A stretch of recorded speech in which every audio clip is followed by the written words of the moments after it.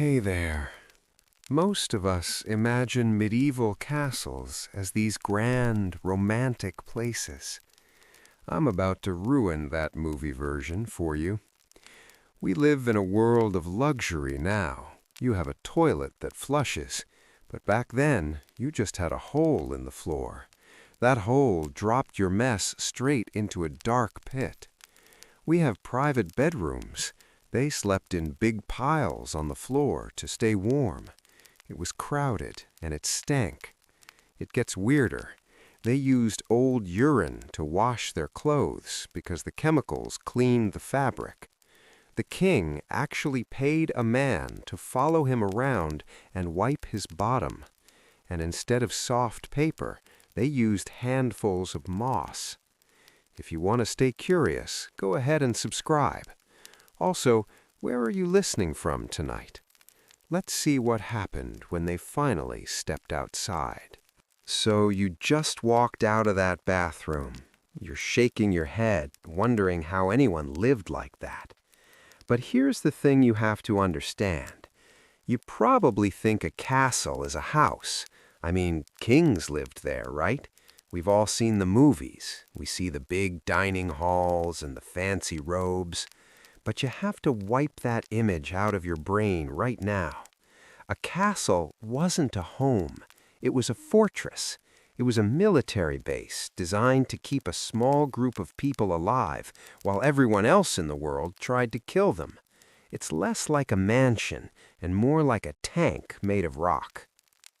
When you look at those massive walls, you're not looking at architecture in the way we think about it today. You're looking at armor. These walls weren't just a few bricks thick. I'm talking about 15 feet of solid stone.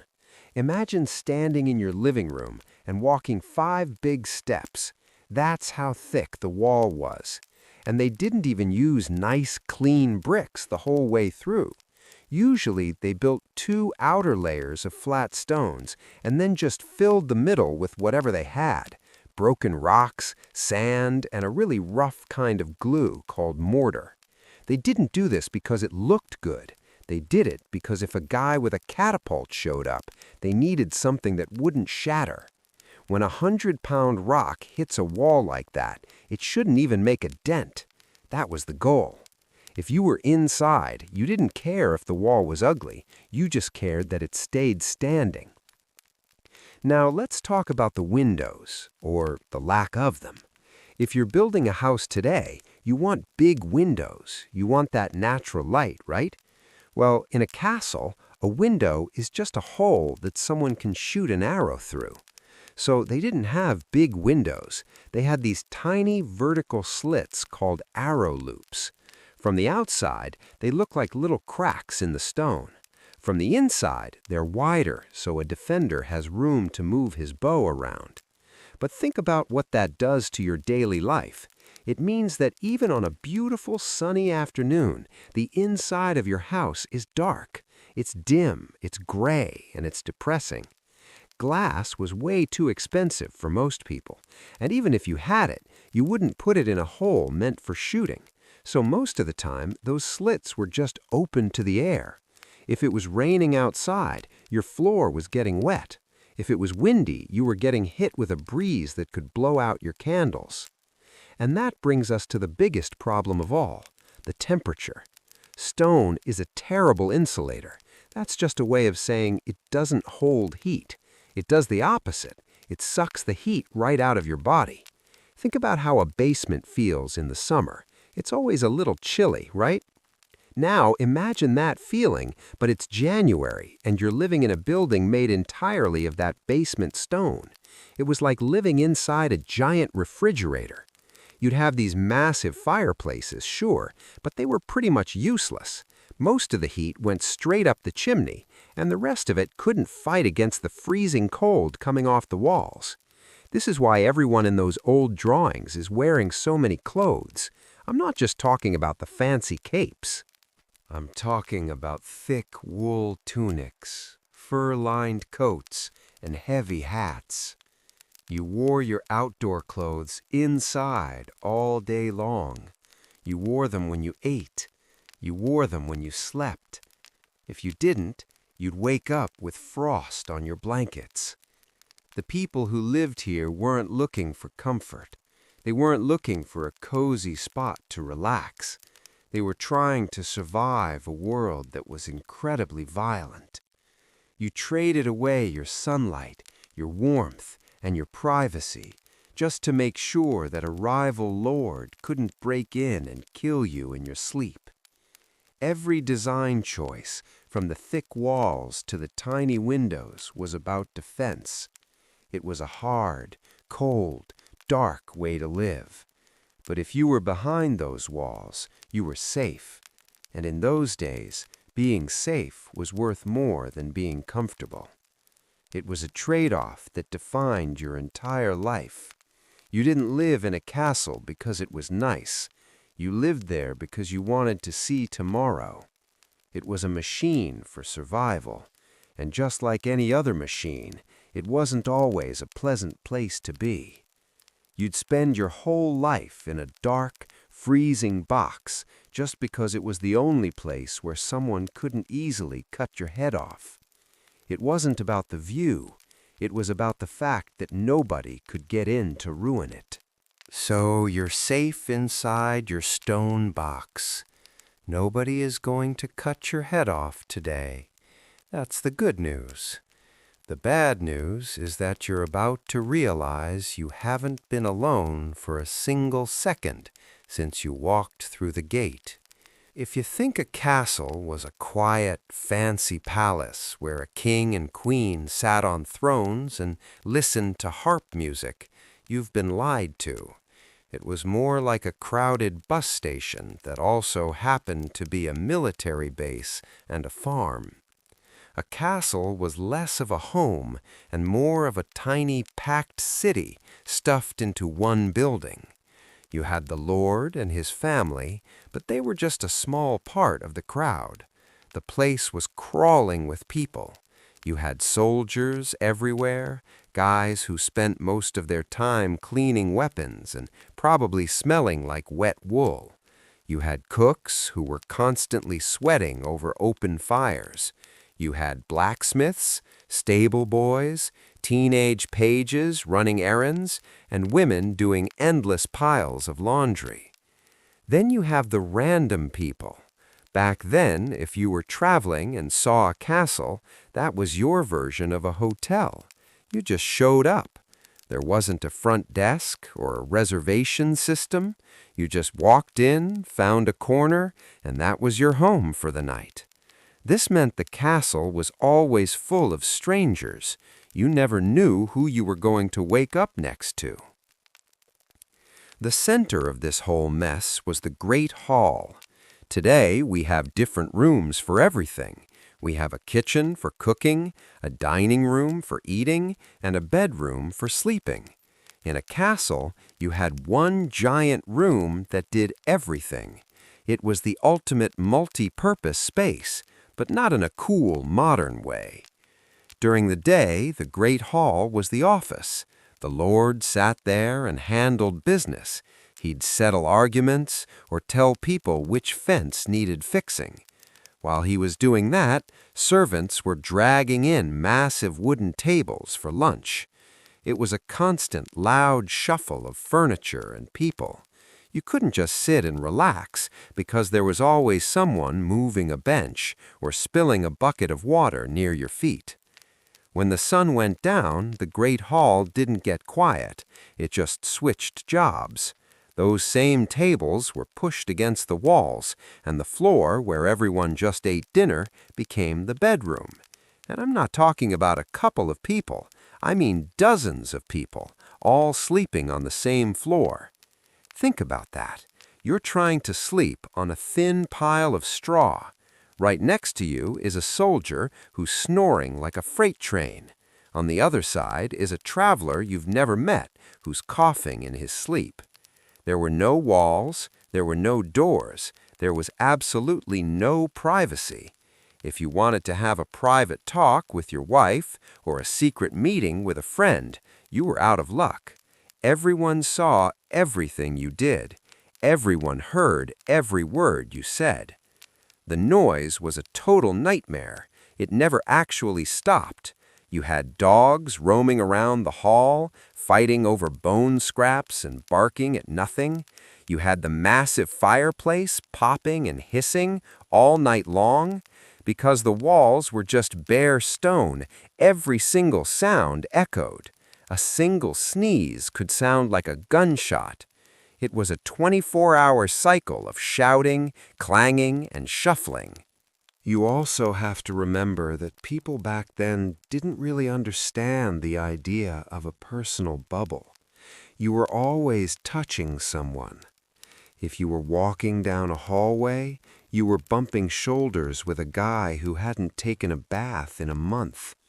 If you were eating, you were elbow to elbow with a stranger. You were breathing in the breath of 100 other people. We look at these old castles now, and they seem so empty and peaceful. We see the gray stone and think it must have been a quiet, dignified place.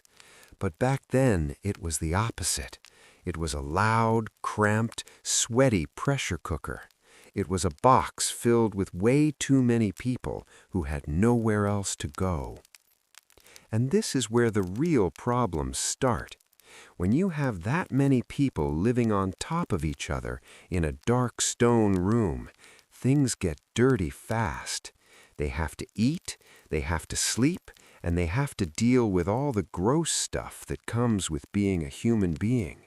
And they were doing all of it right there, in the middle of the crowd. This wasn't just about being annoyed by your neighbors. This was about living in a place where hygiene was basically impossible because there was nowhere to hide the mess. You might think you could just escape that crowd and grab a nice, clean snack, but you couldn't. If you lived in a castle, the food situation was just as messy, and it was gross. First off, forget everything you know about a kitchen. There were no refrigerators, no ice boxes, nothing. If you killed a cow in November and wanted to eat it in February, you had a massive problem. Bacteria loves warm meat, and without a way to keep things cold, your dinner would turn into a slimy green mess in a matter of days. So what did they do? They fought back with salt. I mean tons of it. They would take slabs of meat and bury them in salt. The salt sucks all the moisture out. Bacteria needs water to grow, so if the meat is dry as a bone, the bugs can't live there. Another trick was the smokehouse. They'd hang the meat over a low, smoldering fire for days. The smoke coats the outside and acts like a shield. By the time they finished, the meat was tough, gray, and tasted like a campfire. But hey, it wouldn't kill you, at least not right away. Now, think about the cooking itself. You can't just flip a switch on a stove. You need a massive fire. We're talking logs the size of your torso. But here's the thing. Castles were huge fire traps. Sure, the walls were stone, but the floors were covered in dry straw, and the roofs were often made of wood. One spark and the whole place goes up. Because of that, the kitchen was usually in a totally separate building. The cooks had to run back and forth across a courtyard just to get the food to the table. By the time it reached you, it was probably lukewarm and covered in a bit of soot or rain. When it was finally time to eat, you didn't just sit wherever you wanted. There was a very strict social ladder, and you knew exactly where you stood. The Lord and his family sat on a raised platform called a dais. They had the nice chairs with backs and cushions. They were literally looking down on everyone else. You were probably stuck on a long, hard wooden bench with 20 other people. These benches were usually just boards thrown over some sawn-off logs. If the person next to you was a loud chewer or had bad breath, you were stuck with them for the next 3 hours. And don't expect a fork. They didn't really exist yet. If you wanted to eat, you used your fingers. You might have a knife to cut off a chunk of meat, but that was it. Everyone just reached into the common bowls and grabbed what they wanted. It was a free-for-all of greasy hands and shared germs. You'd think they'd have plates, right? Wrong. They used something called a trencher. This was just a big, thick slab of stale, day-old bread. It was hard as a rock. They'd pile the greasy, salty meat right on top of the bread. The bread soaked up the juices, the fat, and the grease. By the end of the meal, you'd have this soggy, grease-soaked piece of bread sitting in front of you. If you were hungry, you ate it. It probably tasted better than the meat because of all the fat it absorbed. But if the Lord was feeling generous, he'd have the servants gather up all the leftover soggy bread and throw it to the poor people waiting outside the gates. Or if they were having a bad day, they'd just toss it to the dogs roaming around under the tables. Imagine that for a second. You're sitting in a drafty hall, shoulder to shoulder with people who haven't showered in months.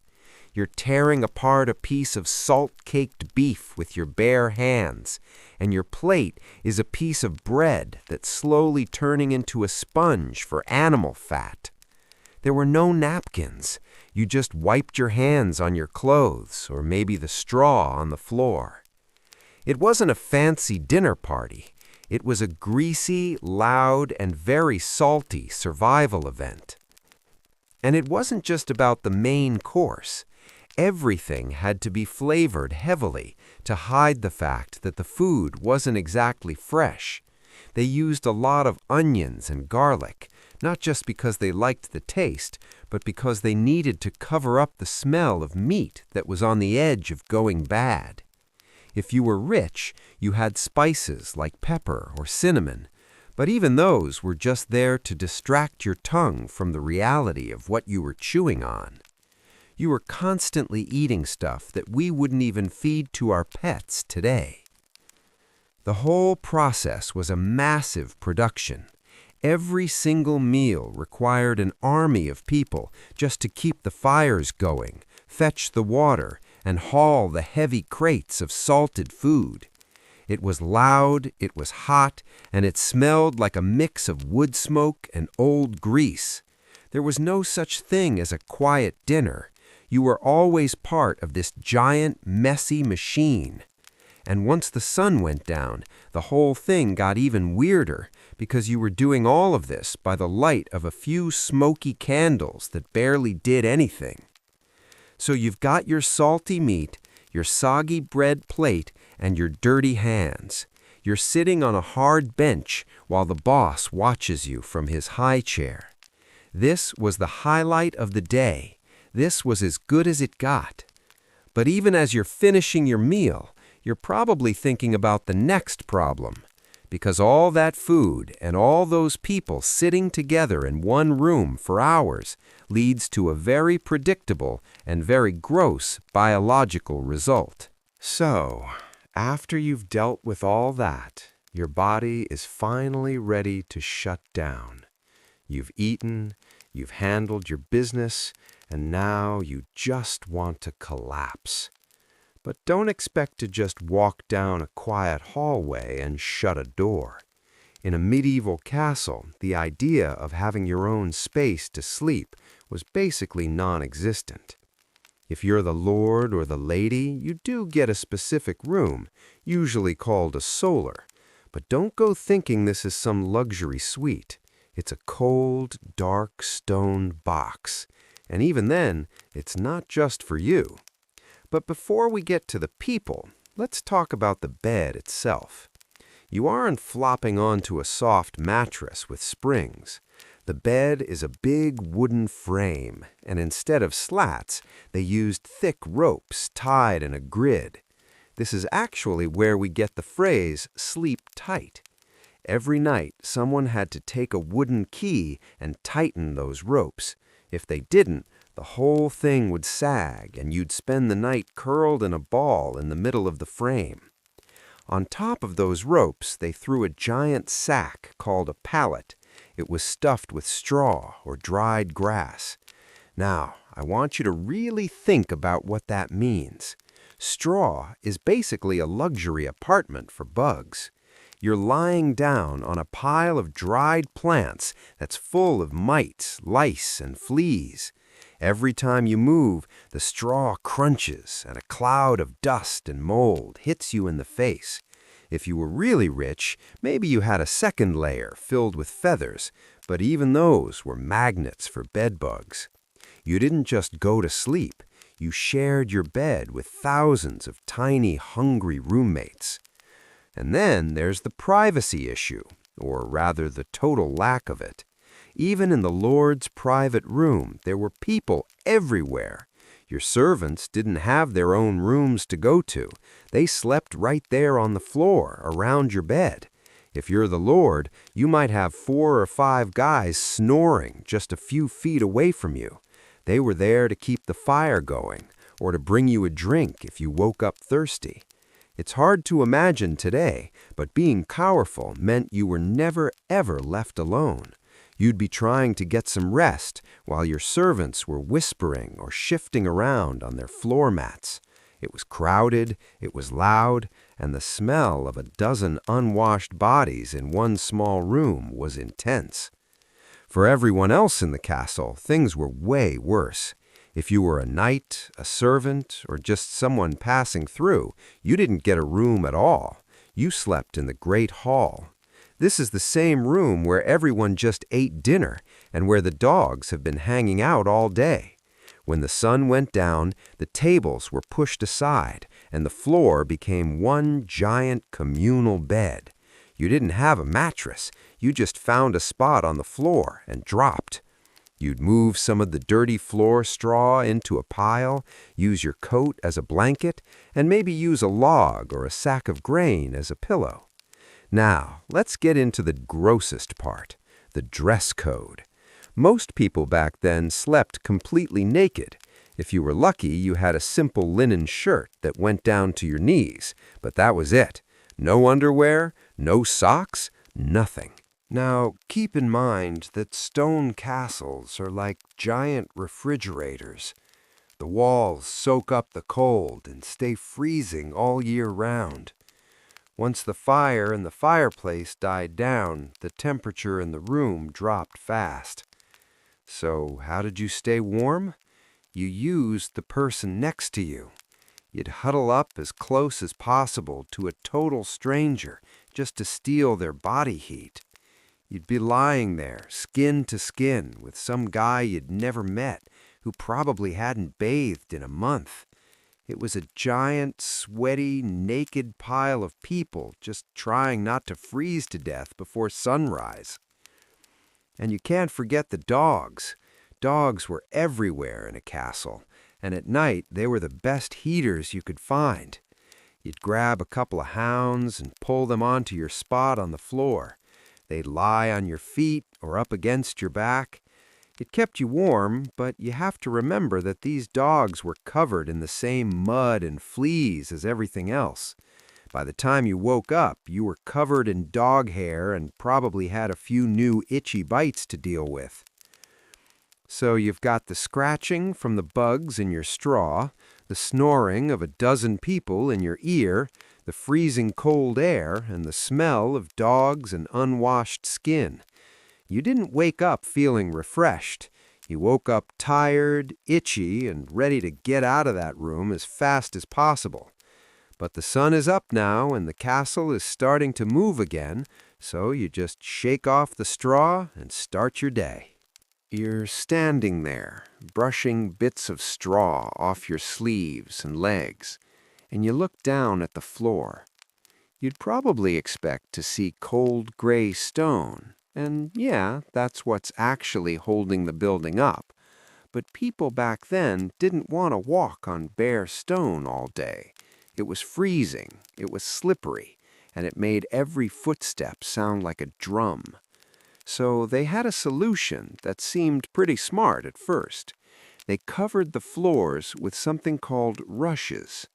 Think of rushes like long, thin, dried-up plants you'd find in a marsh or by a river. Servants would go out, cut down big bundles of these things, dry them out, and then just dump them all over the floor. They'd spread them out until the whole room had a thick, bouncy layer of greenery. It was basically a natural, cheap carpet. When it was fresh, it actually smelled okay, kind of like dried grass or a hayloft. But the problem wasn't the plants themselves. The problem was what happened once people started living on top of them. See, a medieval great hall was the center of everything. It's where people worked, where they hung out, and most importantly, where they ate. And they didn't have the same table manners you and I have.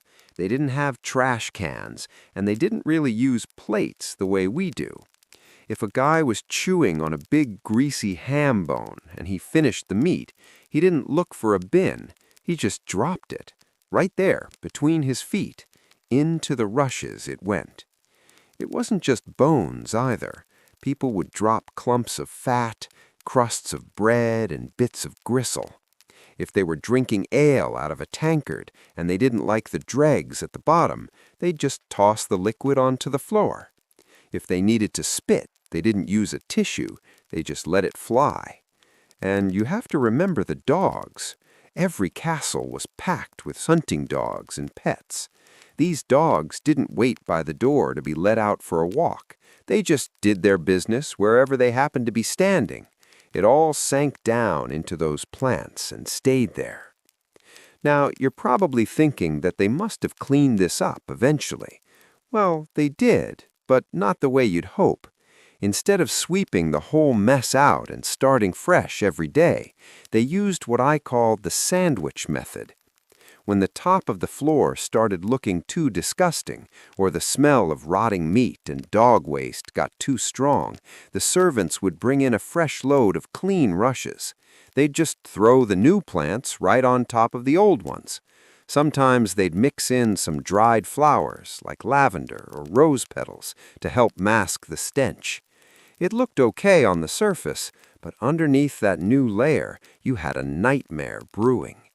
The bottom layers of those rushes might stay there for years. Think about that for a second. You have a pile of dead plants soaked in old beer and spit, mixed with years-old grease and animal waste. Because it was dark and damp down there at the bottom, the whole thing started to ferment and rot. It turned into this slimy, stinking mush that sat right under people's feet. If you stepped down too hard, you'd probably feel the moisture from the bottom layers soaking into your shoes. This wasn't just gross to look at. It was basically a massive invitation for every pest in the county. All that rotting food was a 24-hour buffet for rats and mice. They didn't have to go out into the cold to find a meal. They just lived inside the floor. They'd tunnel through the bottom layers of the rushes, eating the scraps and raising their babies right under the dining table. You'd be sitting there, trying to talk to a friend, and you'd see the floor move as a rat scurried past your toes. And it wasn't just rodents. The rushes were a paradise for insects. You had fleas, lice, and ticks living in the plants, just waiting for a human or a dog to sit down so they could hop on. There were also these little grain beetles and mites that loved the damp environment. It was a literal ecosystem of filth. The floor was alive. It crawled, it squeaked, and it bit. People weren't stupid. They knew the floors were nasty. They could smell the rot even through the lavender.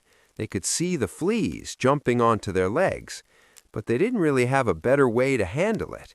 They were trapped in this cycle of just adding more and more on top, hoping the new stuff would hide the old stuff. Eventually, though, the bugs and the rats became too much to ignore. You couldn't just live with thousands of tiny roommates forever. They had to figure out a way to fight back against the things crawling out of their own floors. They tried everything they could think of to kill the pests, but as you're about to see, their version of pest control was just as messy and weird as the floors themselves.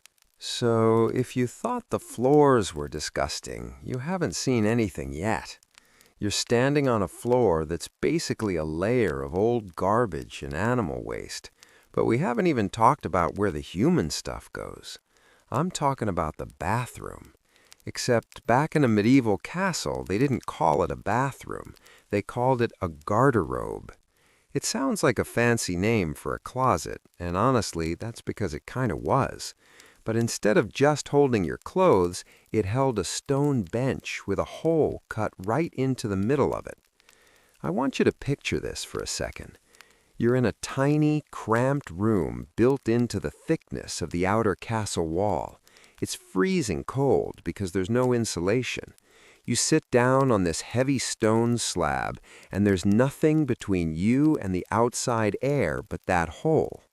When you look down through the opening, you aren't looking into a pipe or a tank. You're looking straight down the side of the castle wall. There were no pipes. There was no flushing. There was just gravity. You did your business, and it dropped. If you were lucky, the castle was built over a moat. If that was the case, your waste would go tumbling down a long stone chute and hit the water with a splash. Now, you might think a moat sounds like a good way to wash things away, but remember, this water wasn't moving. It was a stagnant, green, slimy ring of water that just sat there. Over time, the moat became less of a defense and more of an open-air sewer. If the wind blew the wrong way, the entire castle would smell like a giant backed-up toilet. But not every castle had a moat. If there wasn't any water, the waste just fell into a massive pile at the base of the wall. Think about that for a minute. You'd have these huge, steaming mounds of human waste just sitting there in the sun, right against the foundation of the building. It didn't just disappear. It stayed there until someone did something about it. So who had the job of cleaning that up? Well, it definitely wasn't the lord of the castle. Usually, they just waited for a massive rainstorm to wash the piles away or soak them into the ground. But when the piles got too big to ignore, they had to bring in the professionals. These guys were called gong farmers. I know, it sounds like a weird name, but a gong was an old word for a toilet or waste. These men had one of the worst jobs in human history. They would come in at night, usually when everyone else was asleep, and they'd have to shovel that waste into big wooden buckets. They'd carry those buckets away and dump them in a pit outside the castle walls, or even sell it to local farmers as fertilizer. It was back-breaking, disgusting work, and the smell was so strong that these guys often had to live in their own separate parts of town because no one else could stand to be near them. Now, you might be wondering why anyone would spend time in a room that smelled like that. But here is the part that's going to blow your mind. People actually liked hanging their clothes in the toilet room. I know it sounds like the last place you'd want your Sunday best, but they had a very specific reason for it. Back then, everyone was covered in fleas, lice, and moths. These bugs were a constant nightmare. They lived in the rugs, the bedding, and especially in the expensive wool clothes that the rich people wore. The people living in the castle figured out something pretty clever. All that waste sitting at the bottom of the garderobe chute produced a lot of ammonia. It was a sharp, stinging gas that would make your eyes water if you sat there too long. But that ammonia was a natural pesticide. It was toxic to insects. So they would hang their robes and tunics on pegs inside the toilet room. The fumes from the waste below would rise up the chute, fill the little room, and choke out all the fleas and moths living in the fabric. It worked, too. If you kept your clothes in the garderobe, you wouldn't get bitten by bugs nearly as much. Of course, the trade-off was that you walked around all day smelling like a sewer, but to them, that was a fair deal. In a world where you were constantly being itchy and bitten, smelling a little bit like a toilet was a small price to pay for some peace and quiet from the pests. The whole setup was just a cycle of mess. The floors were dirty, the toilets were just holes in the wall, and the way they fixed one problem usually just created another one. You'd go to the bathroom in a freezing cold stone room, watch your waist drop into a pile of sludge, and then put on a coat that had been marinating in ammonia fumes just to keep the bugs off your skin. It was a constant battle against the filth, and most of the time the filth was winning. They didn't have the tools we have now, so they just did what they could to survive the stench and the grime of daily life. It was a world where even the most basic human needs turned into a logistical nightmare that everyone just had to accept as normal. So, we just talked about how everyone in the castle just accepted the filth as part of their daily life. They didn't have a choice.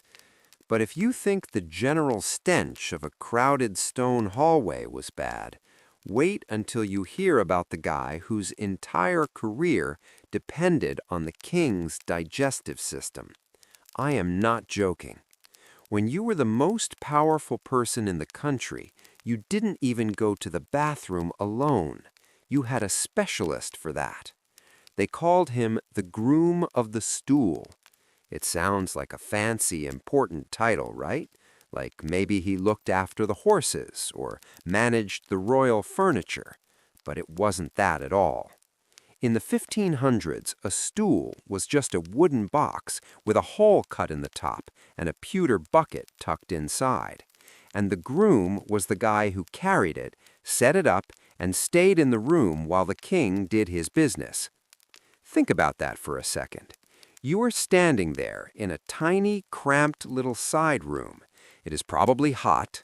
It definitely smells like exactly what you think it smells like. You are standing just inches away from the king while he is grunting and straining. There is no privacy. There is no such thing as alone time for a monarch.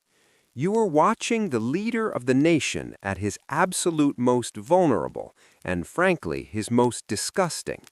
And it gets even more hands-on than that. Once the king finished, he didn't reach for a roll of soft, quilted toilet paper. That stuff didn't exist yet. Instead, the groom of the stool had to step in and finish the job.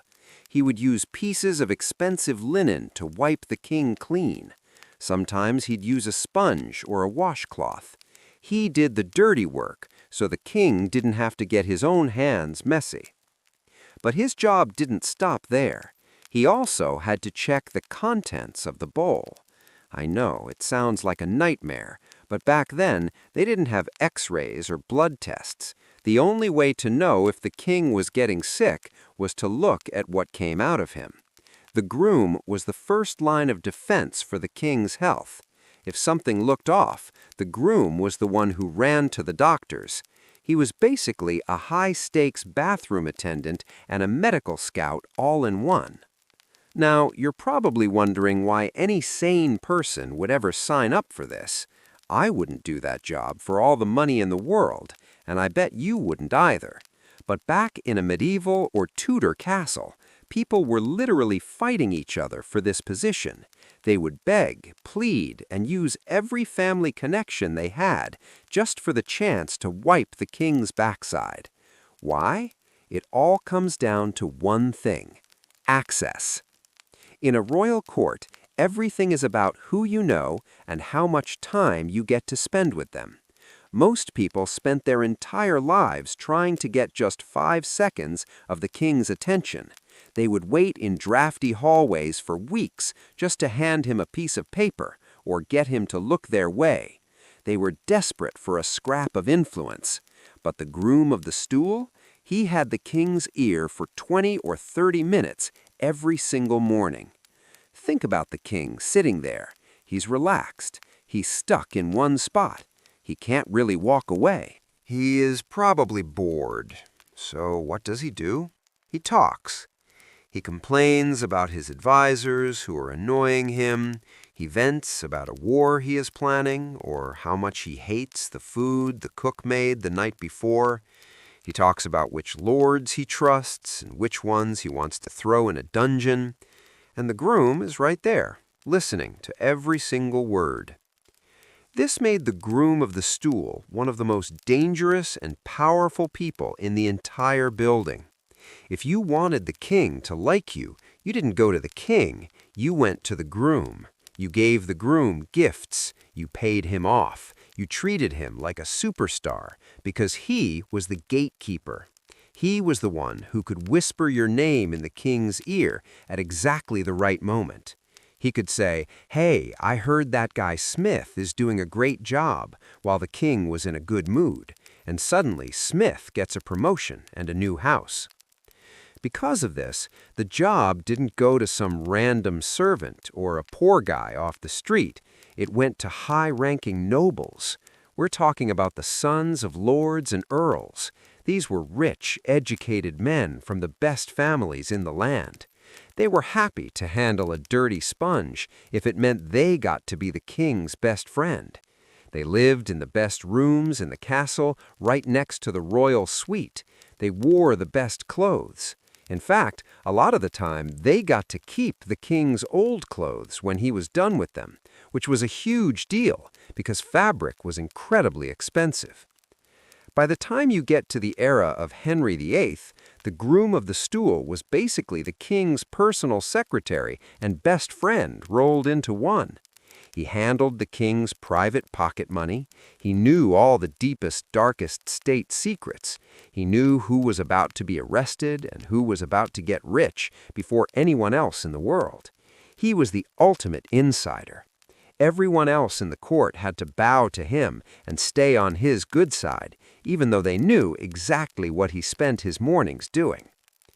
So yeah, it was a gross job. It involved smells and sights that would make most of us lose our lunch. But in the weird upside-down world of a castle, the guy holding the washcloth was the guy everyone else was afraid of. It just goes to show that in history, power doesn't always come from wearing a crown or swinging a sword. Sometimes it comes from being the only person in the room when the king has to go. It was a trade-off. You give up your dignity and spend your time around literal waste, and in return, you get to run the country from the shadows of a bathroom. For the men living in these stinking stone fortresses, that was a deal they were more than happy to make. It turned the most disgusting task in the castle into the most prestigious career path a person could have. So imagine you're the lord of this massive stone castle. You've got all the power, all the money, and a guy dedicated to looking at your waist every morning to make sure your insides are working. But one day you wake up and your head feels like it's being squeezed in a vice. You're sweating, you're shaking, and you can't even look at your breakfast. In 2024, you'd grab some aspirin and call it a day. In the Middle Ages, you were in serious trouble. When the Lord got sick, the castle didn't send for a scientist. They didn't have those. Instead, they sent for the guy who gave the Lord a trim the week before. I'm talking about the barber surgeon. This guy was a one-stop shop for everything related to hair and hacking things off. If you needed a haircut, you went to him. If you needed a tooth pulled, he was your guy. And if you had a life-threatening infection or a nasty fever, he'd just wipe the hair off his blade and get to work. It sounds crazy to us, but back then, it made perfect sense. The barber had the sharpest knives in the building. He had the steady hands. So, naturally, people figured he was the best person to cut into a human body. The logic behind their medicine was totally backwards. They didn't have a clue about germs or bacteria. They didn't know that tiny, invisible bugs were making them sick. Instead, they believed in something they called the 4 humors. Think of it like an internal chemistry set, or a bowl of soup with 4 main ingredients: blood, phlegm, black bile, and yellow bile. They truly believed that as long as these 4 liquids stayed balanced, you were healthy. But if you got a fever or a headache, it meant your soup was out of whack. One of those liquids was taking over and ruining the recipe. 90% of the time, they blamed everything on having too much blood. They figured your body was overproducing it, and all that extra blood was causing the pressure in your head or the heat in your skin. So the solution was simple. You had to get the blood out of there. This wasn't just some weird alternative medicine either. It was the standard treatment for everything. If you had a cold, they'd bleed you. If you had a broken leg, they'd bleed you. If you were shot with an arrow during a siege, they would definitely bleed you. Imagine the scene in the Lord's private chamber. You're lying in your big, drafty bed, feeling like death. The barber surgeon walks in, and he isn't wearing a mask or gloves. He hasn't washed his hands. He probably hasn't even cleaned his tools since he lanced a boil on a stable boy earlier that morning. He sets down a wooden box, and he asks you how you want to do this. You have two main choices, and honestly, both of them are total nightmare fuel. Choice number one was leeches. These aren't like the little ones you might find in a pond on a camping trip. These were medicinal leeches, and the barber kept jars of them ready to go. He'd pick a few out, and they'd be hungry. He'd stick them onto your arm or your neck or even your face, wherever he thought the bad blood was hiding. Then you'd just have to lie there and watch these slimy black worms get bigger and fatter as they drank. Once they were full, they'd just drop off, leaving a wound that wouldn't stop bleeding because of the chemicals in the leech's spit. If the leeches weren't working fast enough, the barber would move on to choice number two, opening a vein. This is exactly what it sounds like. He'd take a sharp razor or a little tool called a fleam, which looked like a tiny axe. He'd find a vein in your arm, give it a quick slice, and let the blood drain into a bowl. He wouldn't just take a little bit either. He'd keep going until you were pale and dizzy. Sometimes they'd keep you bleeding until you literally fainted. They actually thought the fainting was a sign that the treatment was working, but really, your body was just shutting down because it was running out of fuel. You have to realize how dangerous this was. These guys were doing surgery in rooms filled with smoke, dust, and dog hair. The operating table was usually just the same wooden table where people ate dinner. They didn't understand that the dirt on their fingernails could kill a man faster than a sword. If you survived the bloodletting, you still had to worry about the infection that followed. Your arm would turn red, then purple, then black. And remember, there were no painkillers. If the barber had to cut something off or dig deep into a wound to find a piece of metal, you just had to bite down on a piece of leather and pray.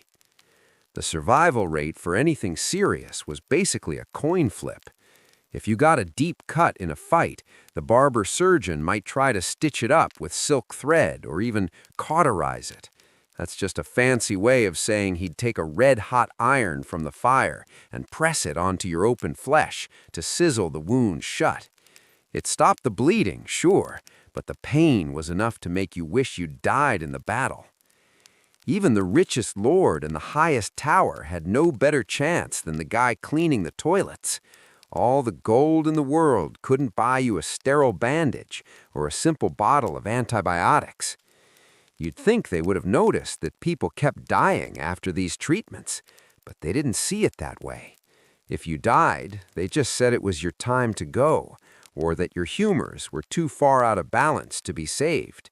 If you lived, the barber took all the credit. It was a perfect system for him, but a death sentence for everyone else. This was the reality of the castle life. You were protected by fixed stone walls, but your biggest enemy was a tiny scratch and the man who came to cure it. So, you somehow dodged the doctor and his rusty saw. You're feeling lucky, right? Then the guards show up at your door. Maybe you didn't pay your taxes.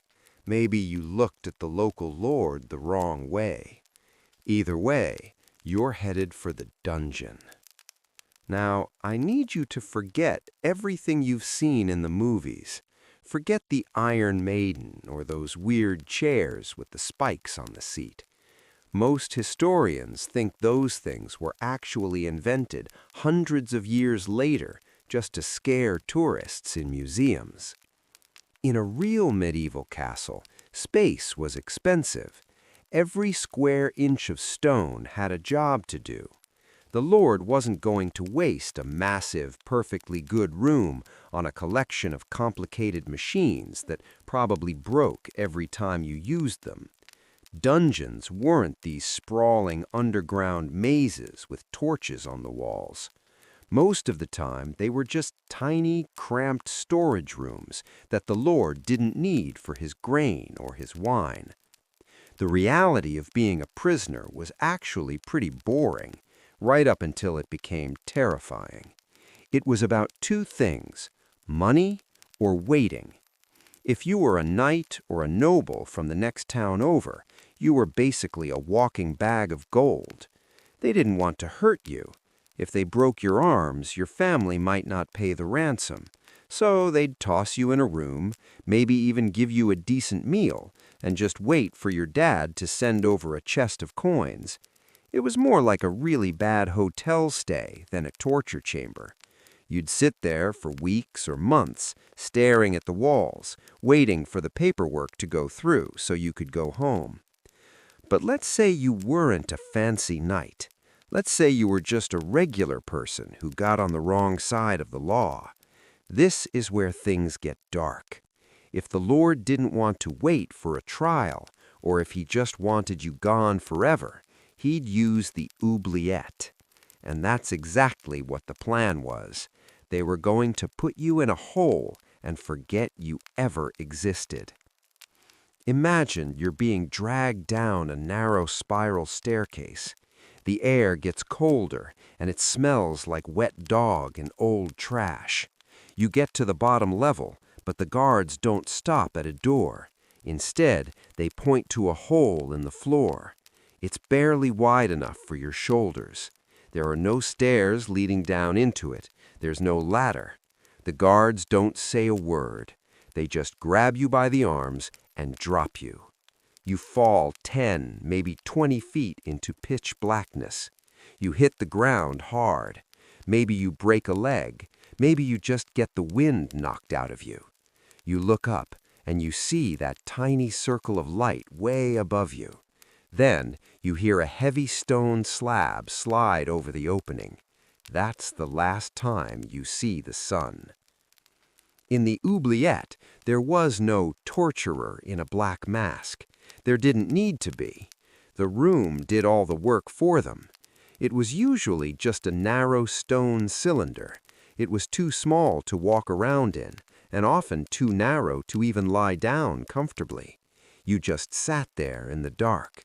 You'd hear people walking on the floors above you. You'd hear the sounds of the castle life, people laughing, dogs barking, the smell of roasted meat drifting down through the cracks in the stone. But no one was coming for you. The first thing you'd notice was the dampness. Castles were built of stone, and stone holds moisture. The walls would be slimy to the touch. If the castle was near a river or a moat, water would seep through the cracks and pool at the bottom of the hole. You'd be sitting in a couple of inches of freezing, stagnant water. And you weren't alone down there. Rats lived in the castle walls, and they weren't afraid of you. They'd crawl over your feet while you tried to sleep. If you had any scraps of food, they'd fight you for them. And since there was no bathroom, you were sitting in your own waste. The smell alone would make you gag, but after a few days, your nose would just go numb to it. The real punishment wasn't physical pain from a machine. It was the psychological breakdown. You'd lose track of time within the first few hours. Was it day? Was it night? You had no way to know. You'd just sit in the silence, listening to the drip of water and the scratching of the rats.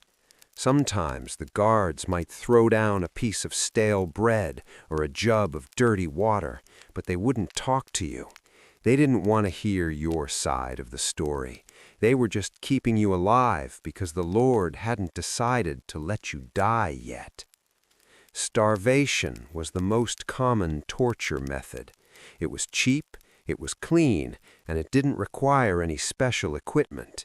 The Lord didn't have to hire an executioner. He just had to stop sending the bread down. Eventually, the prisoner would just get weaker and weaker until they stopped moving. Then, when the room was needed for someone else, they'd just send a poor servant down there to clean out what was left. This wasn't some grand, dramatic event. It was just a cold, quiet end in a dark hole. People didn't scream for mercy like they do in the movies.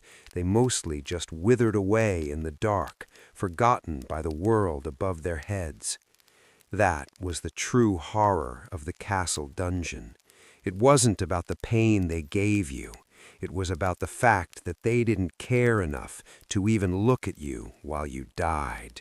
Anyway, while those poor souls were rotting in the basement, the world outside was moving on. And I mean it moved on in the loudest, most violent way possible.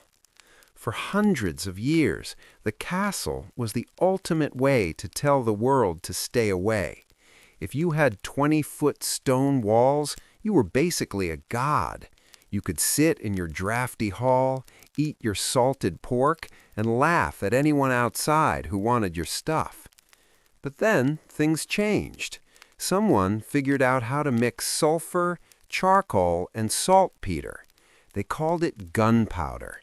And honestly, that was the day the castle died. At first, cannons were kind of a joke. They were loud, they broke all the time, and half the time they just blew up the guy trying to fire them. But they got better, fast. Engineers figured out how to cast them out of iron and bronze. They made them big. I'm talking about knock down a mountain big. If you were a king, you didn't have to wait 6 months to starve someone out anymore. You didn't have to build giant wooden towers or try to climb ladders while people threw hot grease on you. You just lined up your big guns, pointed them at the thickest wall you could see, and pulled the trigger. Here's the thing about stone. It is great at holding up a heavy roof. It is terrible at taking a hit from a 100-pound iron ball moving at hundreds of miles an hour. When that ball hits a castle wall, it doesn't just bounce off. The stone shatters. It turns into a cloud of sharp rocks. A wall that took 3 generations of workers to build could be turned into a pile of gravel in a single afternoon. Suddenly, being inside a castle wasn't the safest place to be. It was a death trap. If the walls came down, you were buried under them. You were literally living in a target. So, the rich people did what rich people always do. They saw the writing on the wall, and they changed the rules. They realized that if walls couldn't keep them safe, there was no point in living in a cold, dark, stinky box anymore. They traded those tiny little arrow slits for massive glass windows. They wanted light. They wanted air. They didn't want to live on top of their horses and their servants anymore. This is when we see this huge split in how things were built. You got palaces for living and forts for fighting. They weren't the same thing anymore. The palace was all about showing off. It had gardens, fancy stairs, and rooms that actually stayed warm because they were designed for people, not for defense. You didn't need a moat if you had a standing army. You didn't need a drawbridge if you had a gatehouse that looked like a piece of art. The soldiers got the short end of the stick, too. They weren't sleeping in the main hall on the floor with the dogs anymore. They moved to separate buildings called barracks. They lived near the guns, usually in a completely different part of the property, or even a different town. This was the end of that strange, crowded lifestyle, where everyone from the king to the pig boy was crammed into one big stone room. The communal nightmare was finally over. The lords got their privacy, and the soldiers got their own place to stink up. Think about how much that changed the day-to-day vibe. For centuries, a castle was like a packed subway car that never stopped moving. You had everyone breathing the same air, sharing the same lice, and smelling the same bad breath. It was loud, it smelled like a wet barn, and you could never just be alone. But once the cannons showed up, that lifestyle just didn't make sense. The rich moved to their quiet country estates where the only smell was the flowers in the garden. The real gross life ended because the walls that held all that filth in were now crumbling down. The castles didn't vanish, of course. They just became ruins. They became the places where people used to live before they learned how to be comfortable.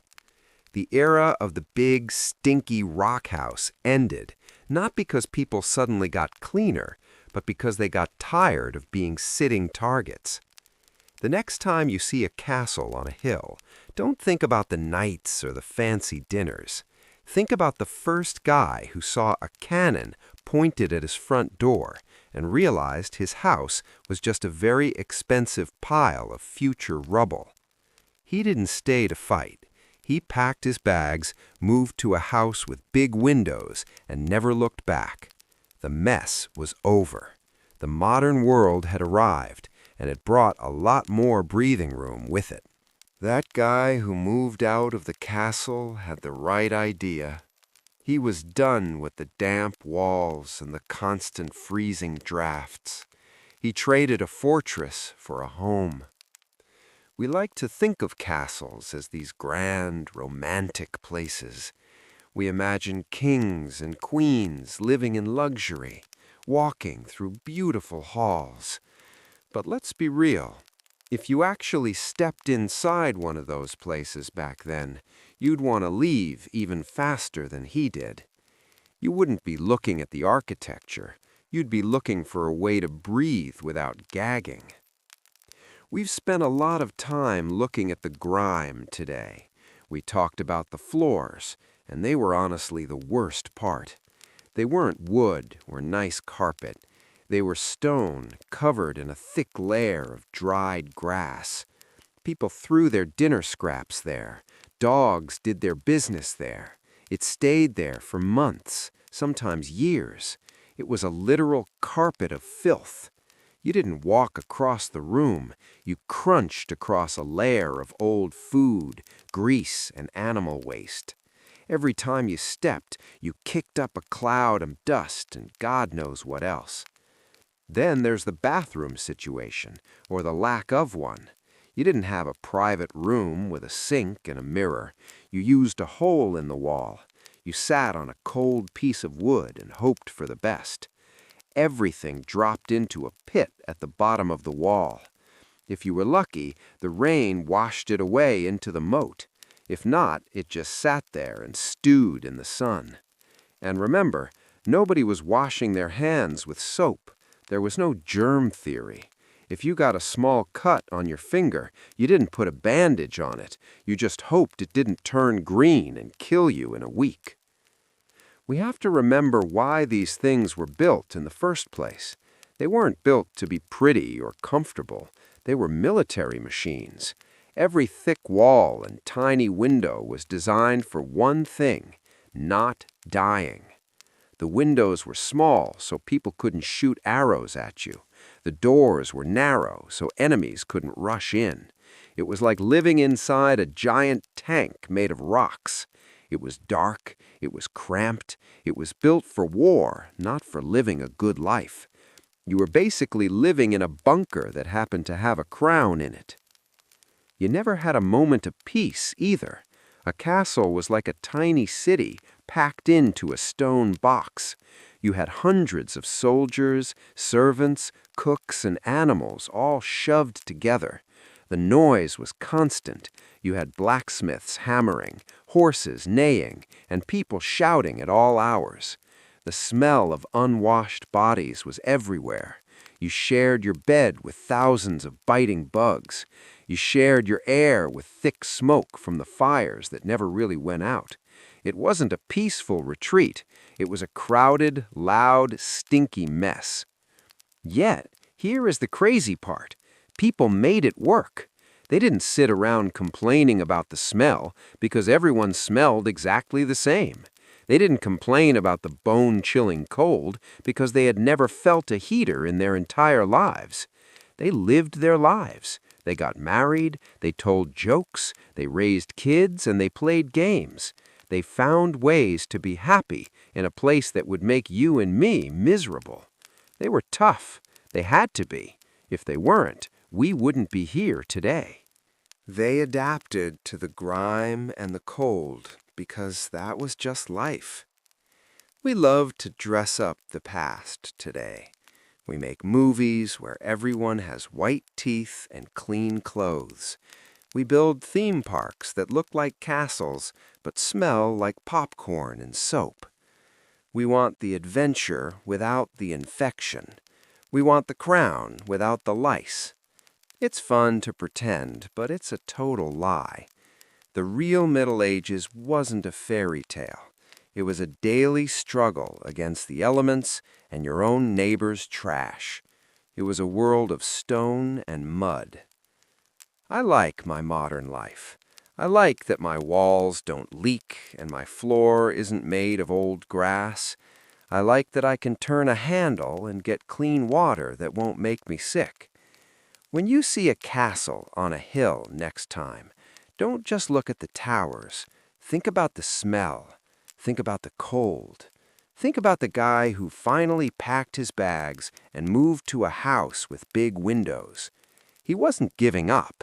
He was moving up. We see these ruins as monuments, but to the people inside, they were just cold, gross stone boxes.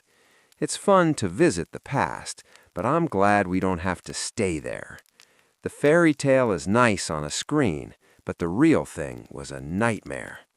I'm going to head home and enjoy my indoor plumbing. I'll see you later.